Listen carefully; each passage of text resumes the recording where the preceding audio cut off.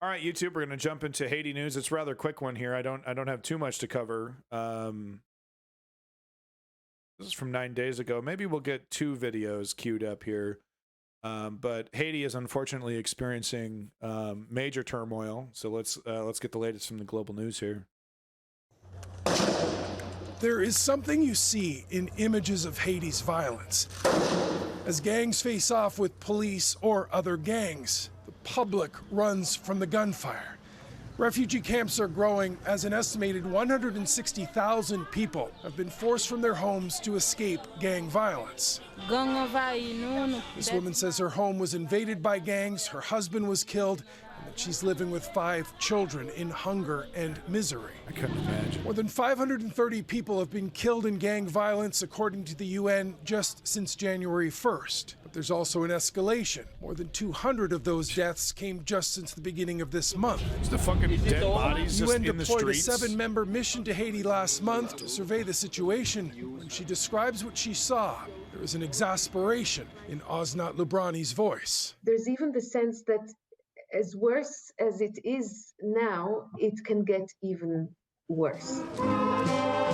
Now, Haiti's acting prime minister called for international intervention 5 months ago, some sort of military force to stabilize the country. There is support from the UN, but there's no consensus from Haitians themselves. Critics point to failed interventions in the past that weakened the country instead of helping. Any international force will not be able to bring stability. Mathias Pierre is the former director of elections. Haiti, he says, needs support, but not soldiers. There's also a catch-22. Many Haitians question the legitimacy of the acting prime minister calling for the intervention. Ariel Henry wasn't elected. He got the job after the assassination of the president. Not having election, not having a legitimate government is fueling also the insecurity problem. Sure. Both Brazil and Canada have been talked about as frontrunners to lead a stabilization force, but both The United are States reluctant. is volunteering Getting involved Canada. would mean not months, but likely years. It would put soldiers in danger, and gang leaders warn would The United States telling Canada, you should send troops in, you know? You should get bogged down in your own international quagmire, just like us. Worked out really well for us. put civilians in the middle again. Mike No. Armstrong, Global News.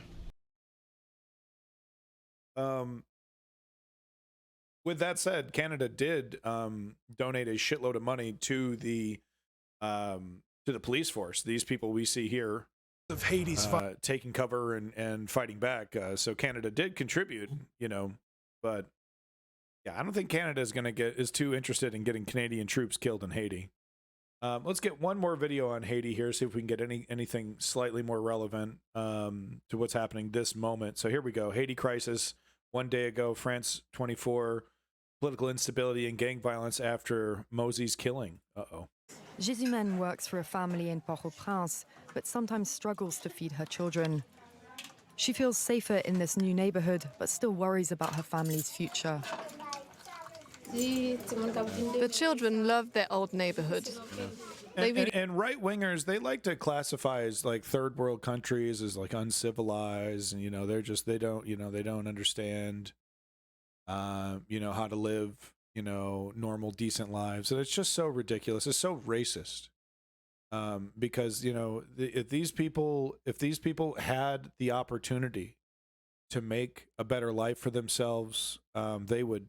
They're very hardworking. If there were jobs to work, they would work them, and they would work them well. They're extremely competent people, just like everyone else across the world.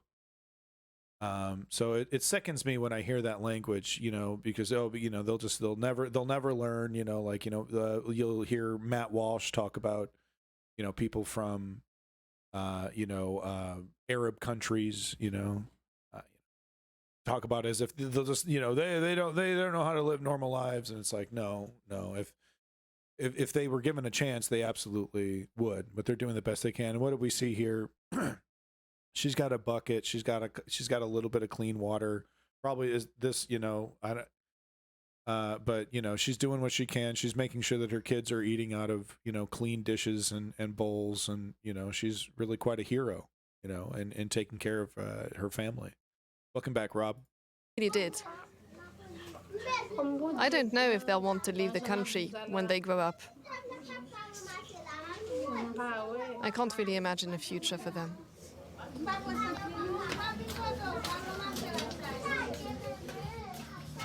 See that? And then she's dumping the wastewater outside. Yeah, I know these, you know, they just need an opportunity. They're being they're being lied to and stolen from and taken advantage of. Today I have white rice, rice with beans, red bean sauce, and vegetables. Daddy is also a single mother. She prepares and sells meals in the street. It's a struggle to keep her business afloat in a country where jobs are scarce. She says she's almost bankrupt. It's not easy investing in a business because you lose money. For example, this rice is very difficult to find and it's very expensive now. Rice. No one can afford even the most basic products. Rice shouldn't be I expensive. prepare the meals, but few people actually buy them. I sell very little. Haiti imports all of its food. Inflation reached 49.3% in January, while the minimum wage is about $100 a month. $100 The a month. United Nations World Food Programme says almost half of the country is experiencing acute food insecurity.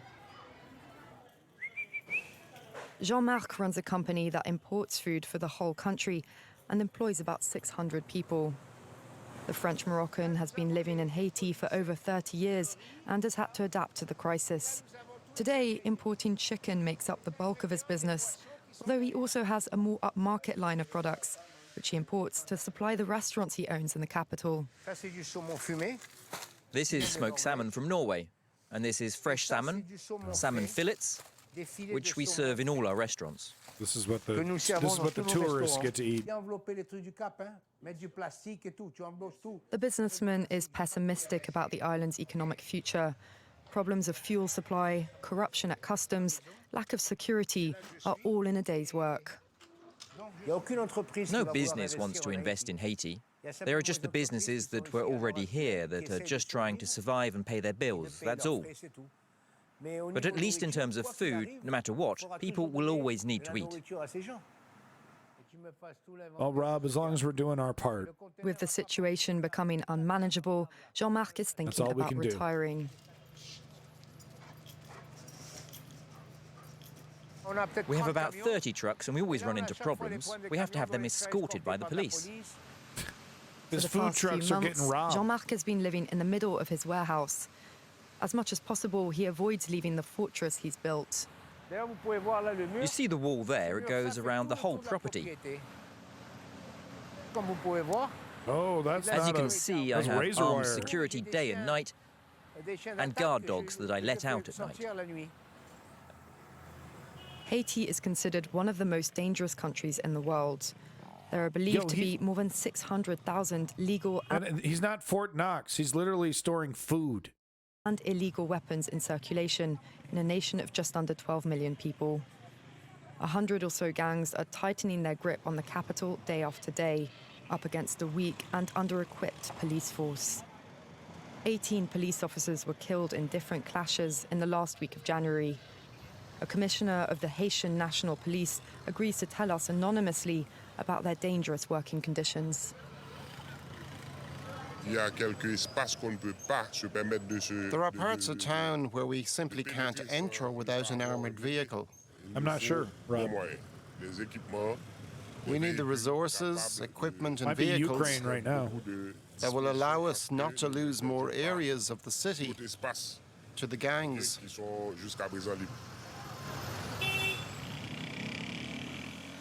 Some police officers are said to have links with the gangs. But here the law of omerta reigns, and it's the civilians who suffer most from this turf war.